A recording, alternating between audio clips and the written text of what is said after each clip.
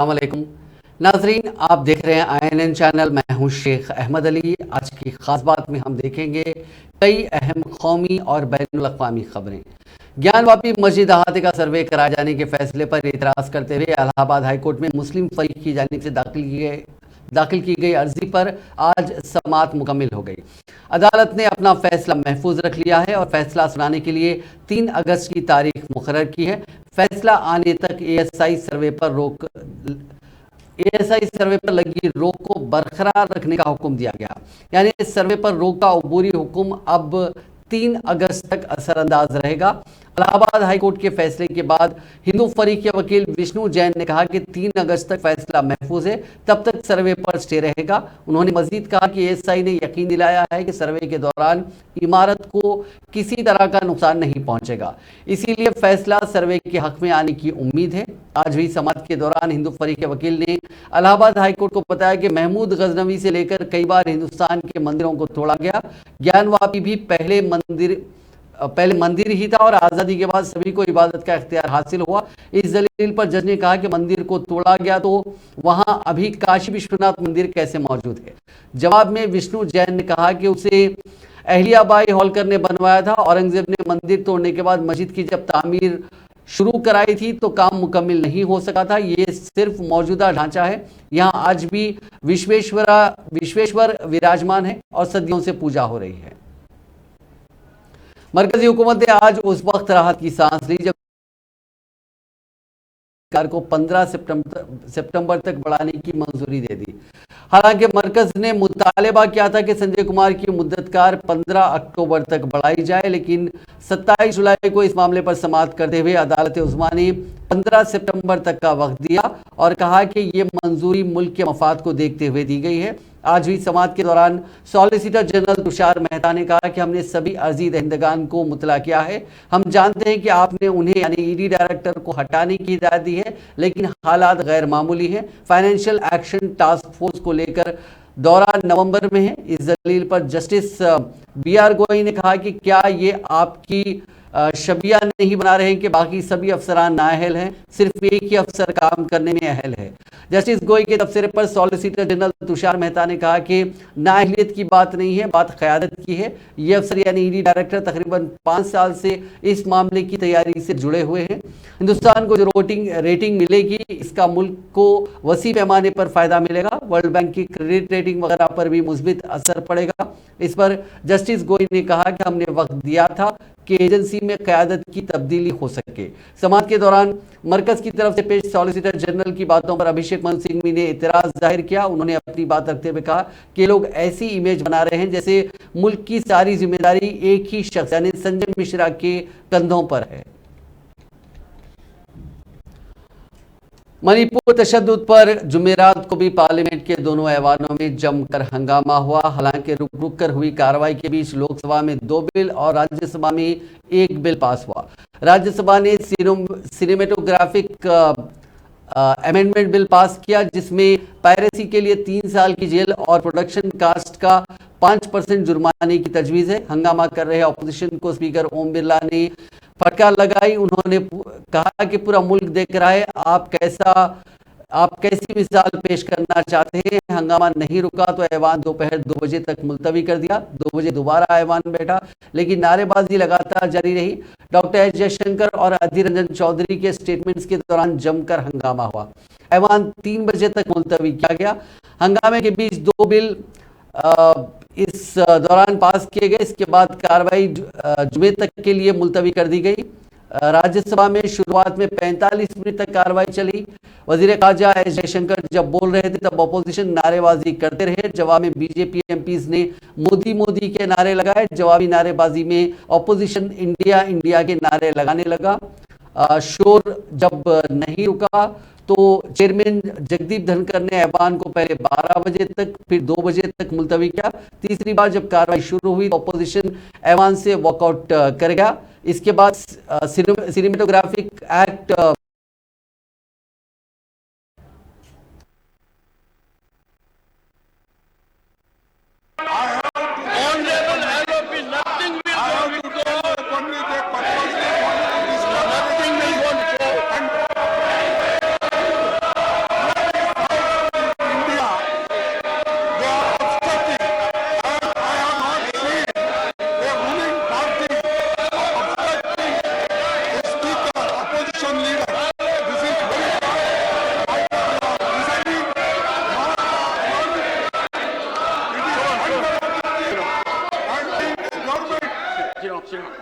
government itself take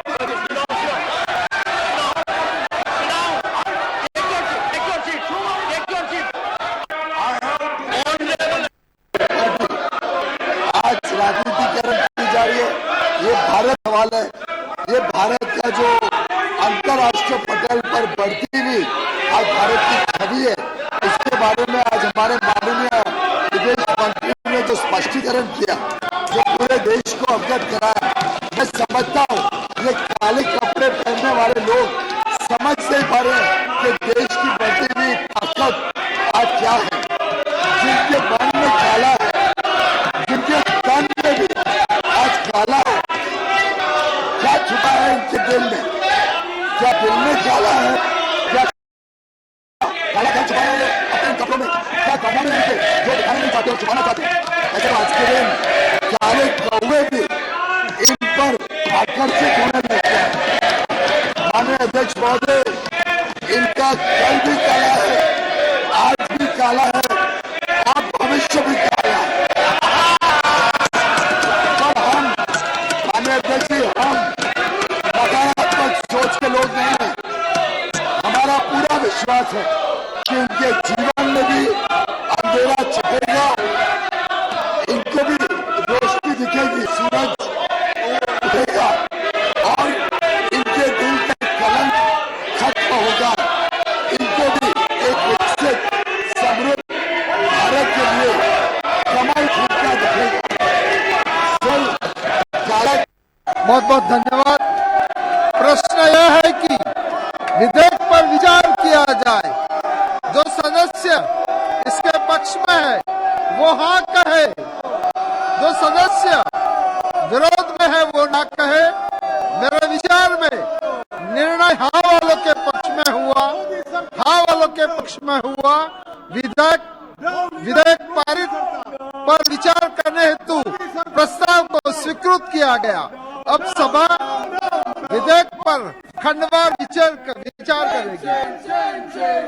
प्रश्न यह है कि खंड 2 विधेयक का अंग बने। जो सदस्य इसके पक्ष में है वो हाँ कहे, जो सदस्य विरोध में है वो ना कहे। मेरे विचार में निर्णय हाँ वालों के पक्ष में हुआ, हाँ वालों के पक्ष में हुआ। खंड 2 विधेयक का अंग बना। श्री एन.के. प्रेमचंद्रन जी, संशोधन संख्या 1 और 2।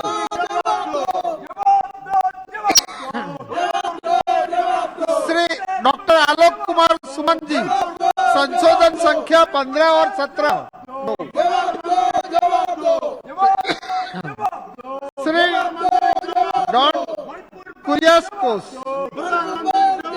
संशोधन आलोक कुमार सुमन, संशोधन संख्या 18।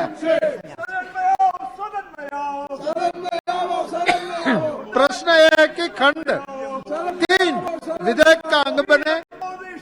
जो सदस्य इसके पक्ष में है वो हाँ कहे, जो सदस्य विरोध में है वो ना कहे। मेरे विचार में निर्णय हाँ वालों के पक्ष में हुआ, हाँ वालों के पक्ष में हुआ। खंड 3 विधेयक का अंग बना। प्रश्न है कि खंड 4 विधेयक का अंग बने। जो सदस्य इसके पक्ष में है वो हाँ कहे, जो सदस्य विरोध में है वो ना कहे।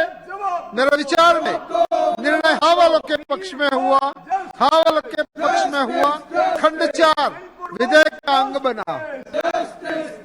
प्रश्न यह है कि अनुसूचित विधेयक का अंग बने।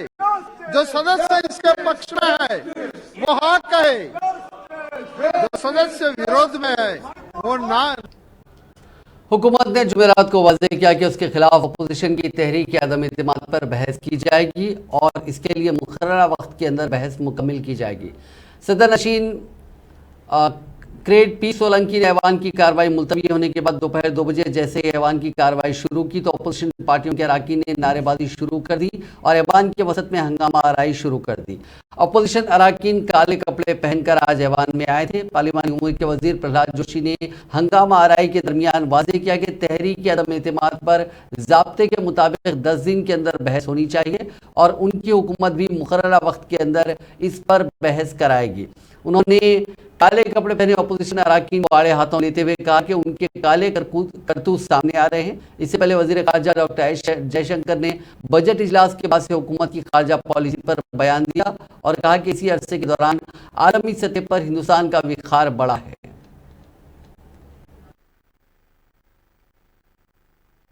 चौधरी जी, three proposed to be introduced to amend the OMDR Act 2002. Power of the Parliament under entry 54, list 1, that is central list, under the 7th schedule to the Constitution of India.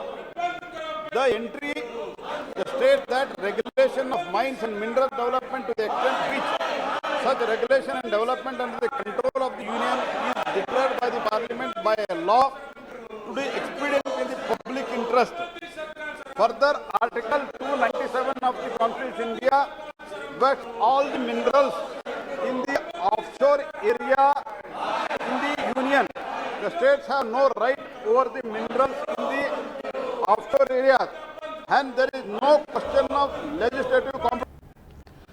Manipur तशद्दुद के सिलसिले में हिज़्ब इख्तिलाफ मोदी हुकूमत पर लगातार हमलावर है और पार्लियामेंट में गुज़िश्ता एक हफ्ते से हंगामा आराई जारी है। अब अपोजिशन जमातों के इत्तेहाद Indian national developmental inclusive alliance यानी इंडिया ने फैसला किया कि अरकान पार्लियामेंट का एक वफद अब मणिपुर का दौरा करेगा। ये दौरा 29 और 30 जुलाई को होगा और तशद्दुद इलाकों का जायजा लिया जाएगा। लोकसभा में कांग्रेस के विप मणिकम टैगोर ने कहा कि अपोजिशन जमातों के 20 से ज्यादा अरकान पार्लियामेंट का एक वफद इस हफ्ते के आखिर में मणिपुर का दौरा करेगा ताकि सूरत हाल का जायजा लिया जा सके। कांग्रेस के साबिक सदर राहुल गांधी ने हाल ही में मणिपुर का दौरा रहने वाले लोगों से मुलाकात की थी।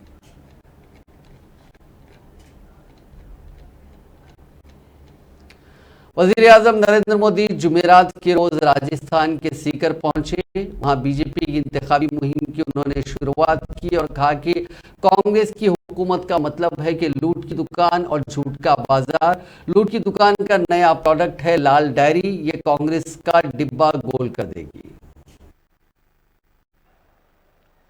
कांग्रेस का मतलब ही है लूट की दुकान, झूठ का बाजार। और लूट की इस दुकान का सबसे ताजा प्रोडक्ट है, ताजा प्रोडक्ट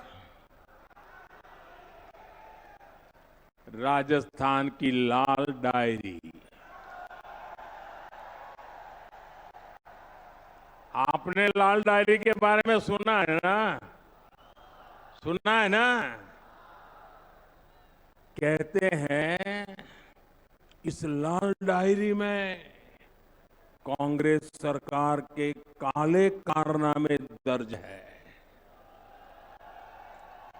लोग कह रहे हैं कि लाल डायरी के पन्ने खुले तो अच्छे अच्छे निपट जाएंगे। कांग्रेस के बड़े से बड़े नेताओं की इस लाल डायरी का नाम सुनते ही बोलती बंद हो रही है। ये लोग भले ही मुंह पर ताला लगा ले, लेकिन ये लाल डायरी इस चुनाव में पूरी कांग्रेस का डिब्बा गोल करने जा रही है।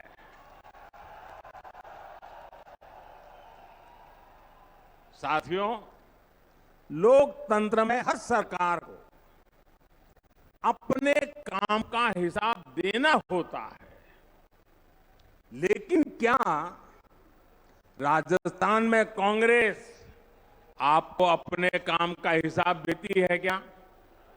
जरा जोर से बताइए ना, ये अपने काम का हिसाब देती है क्या? सिर्फ सोएगा, वो अपने काम का हिसाब कैसे देगा? इन लोगों ने सरकार का हर दिन आपसी खींचतान में, वर्चस्व की लड़ाई में बर्बाद किया है। भाइयों और बहनों, कांग्रेस ने राजस्थान में सरकार चलाने के नाम पर सिर्फ लूट की दुकान चलाई है, झूठ का बाजार सजाया है। कांग्रेस का मतलब ही है लूट। कांग्रेस सदर मल्लिकार्जुन खड़गे ने जुमेरात को आम आदमी पार्टी के सस्पेंडेड राज्यसभा रुकन संजय सिंह को सलाह दी कि वो रात भर धरने पर ना बैठे, बजाय इसके वो हर दिन पार्लियामेंट की कार्रवाई खत्म होने पर अपना मुजाहरा भी खत्म कर दें। वहीं पीएम मोदी के राजस्थान दौरे पर खड़गे ने कहा कि पीएम मोदी पार्लियामेंट में नहीं बल्कि राजस्थान में सियासी तकरीर कर रहे हैं। खड़गे ने कहा कि लोग अब काफी अवेयर हो चुके हैं और इस तरह की सियासत के खिलाफ लड़ेंगे। आज लोग जागृत हो गए हैं और वो लड़ेंगे, लड़ते रहेंगे। और तुम, इसका मतलब यही है, तुम पार्लियामेंट, ये जो टेम्पल ऑफ डेमोक्रेसी है, यहाँ पर बात नहीं करना चाहते हैं। आप जाके राजस्थान में मेडिकल कॉलेज ओपन करके पॉलिटिकल भाषण देना चाहते हैं। आज लोग मणिपुर में तशद्दुद और 2 खवातीन की बरहना परेड के खिलाफ सड़क से पार्लियामेंट तक अपोजिशन के एहतजाज के दरमियान कांग्रेस के साबिक सदर राहुल गांधी ने एक बार फिर वजीर आजम की खामोशी पर हमला किया। यूथ कांग्रेस के प्रोग्राम से खिताब करते हुए राहुल गांधी ने कहा कि सबने देखा कि मणिपुर में क्या हो रहा है। ख्याल रहे कि अपोजिशन के अरकान पार्लियामेंट इस बात पर बजीद हैं कि वजीर आजम नरेंद्र मोदी पार्लियामेंट में मणिपुर पर बयान दें और इस पर तफसीली बहस की जाए।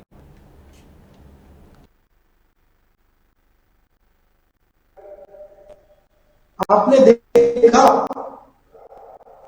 मणिपुर में क्या हुआ और क्या हो रहा है, और आपको आश्चर्य होगा कि प्रधानमंत्री जी ने मणिपुर के बारे में एक शब्द नहीं कहा। आपको लगा होगा कि देश के प्रधानमंत्री जब देश का एक प्रदेश चल रहा है तो देश का प्रधानमंत्री कुछ ना कुछ तो कहेगा। आप में से बहुत सारे लोगों को लगा होगा कि देश का प्रधानमंत्री हवाई जहाज में जाकर इम्फाल में, कम से कम इम्फाल में लोगों से बात करेगा। पिछले कोई भी प्रधानमंत्री होंगे, कांग्रेस के प्रधानमंत्री तो वहीं बैठ जाते हैं। मगर आपको आश्चर्य होगा कि हिंदुस्तान का प्रधानमंत्री नरेंद्र मोदी मणिपुर क्यों नहीं जा रहा है, मणिपुर के बारे में बोल क्यों नहीं रहा है? क्योंकि नरेंद्र मोदी जी चुने हुए लोगों के प्रधानमंत्री हैं, आरएसएस के प्रधानमंत्री हैं। उनको मणिपुर से कोई लेना देना नहीं। वो जानते हैं कि उनकी विचारधारा ने मणिपुर को जलाया है। मगर जो मणिपुर में दुख है, दर्द है, जो महिलाओं को चोट पहुंची है, उससे नरेंद्र मोदी जी को कोई फर्क नहीं पड़ता। वो सिर्फ सत्ता चाहते हैं और सत्ता के लिए वो कुछ भी कर देंगे। मणिपुर को जला देंगे, बाकी देश को जला देंगे। हरियाणा, पंजाब, उत्तर प्रदेश, सारे देश को जला देंगे, क्योंकि इनको सिर्फ सत्ता चाहिए और कुछ नहीं चाहिए। इनको देश के दर्द से कुछ फर्क नहीं पड़ता, दुख से कोई फर्क नहीं पड़ता, इनको सिर्फ सत्ता चाहिए। और ये लड़ाई है। एक तरफ आप बैठे हो, आप कांग्रेस पार्टी के भविष्य हो, आपके दिल में देश प्रेम है। जब देश को चोट लगती है, कहीं हो, मणिपुर में हो, जब देश को चोट लगती है, देश के किसी नागरिक को चोट लगती है, चाहे वो हिंदू हो, मुसलमान हो, सिख हो, ईसाई हो, तमिल बोलता हो, मैं वही बोलता हूं, आपके दिल में चोट लगेगी एकदम, आप उदास होगे, आपको पता भी नहीं लगेगा मूड क्यों खराब हो गया। जुमेरात को राज्यसभा में सिनेमेटोग्राफी एक्ट 1952 का अमेंडमेंट बिल पास हो गया। नए कानून के मुताबिक अब फिल्म पायरेसी करते हुए पकड़े जाने पर 3 साल तक की जेल और फिल्म की टोटल अमाउंट का 5% जुर्माना लगाया जाएगा। अगर किसी फिल्म की टोटल कॉस्ट 100 करोड़ रुपए है तो उस फिल्म की पायरेसी करते हुए पकड़े जाने पर 5 करोड़ रुपए का जुर्माना लगाया जाएगा। राज्यसभा में मरकजी वजीर अनुराग ठाकुर ने कहा कि फिल्म पायरेसी से इंडस्ट्री को सालाना 20,000 करोड़ रुपए का नुकसान हो रहा है। इसे रोकने के लिए यह बिल लाया गया है। इस बिल में कुछ नई कैटेगरीज को भी शामिल किया गया, जैसे UA7+, UA13+ और UA16+। इसको शामिल किया गया। फिल्मों को UA सर्टिफिकेशन के तहत 7 साल, 13 साल और 16 साल के व्यूवर्स कैटेगरी के लिए अलग अलग सर्टिफाई किया जाएगा।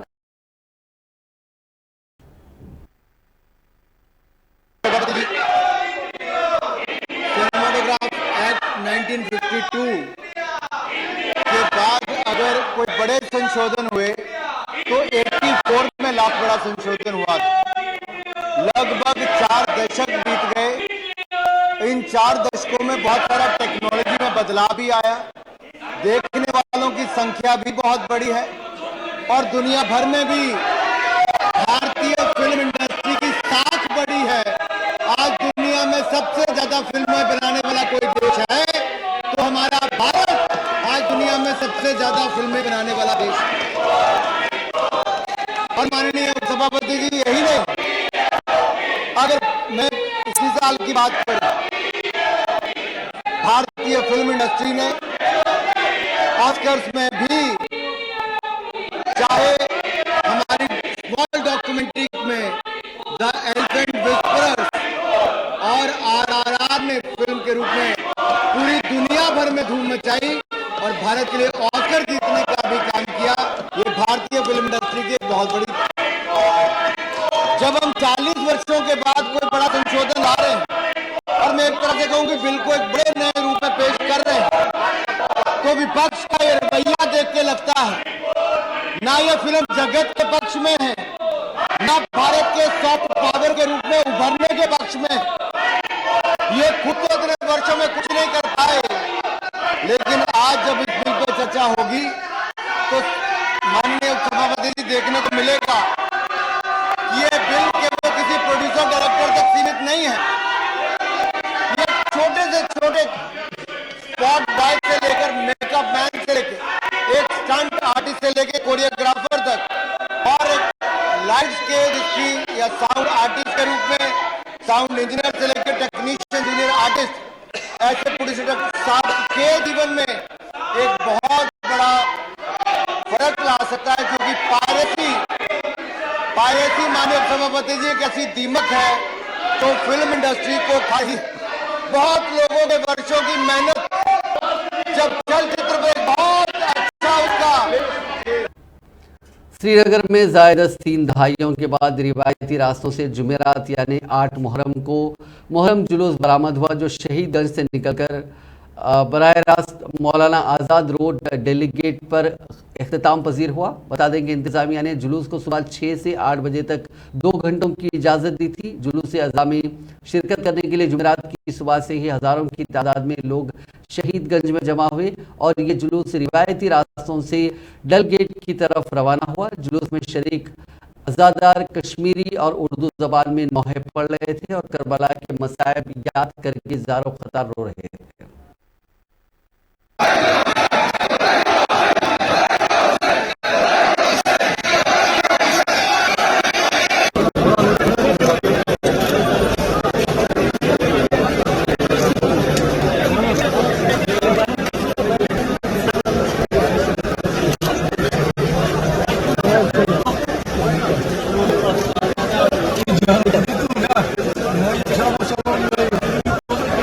जो चला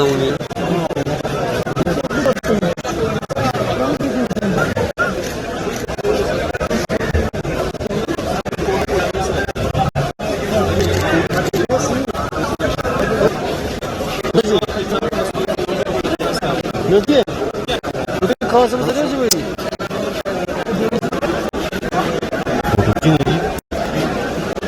어디지? 그것도 빨리 봐야겠다.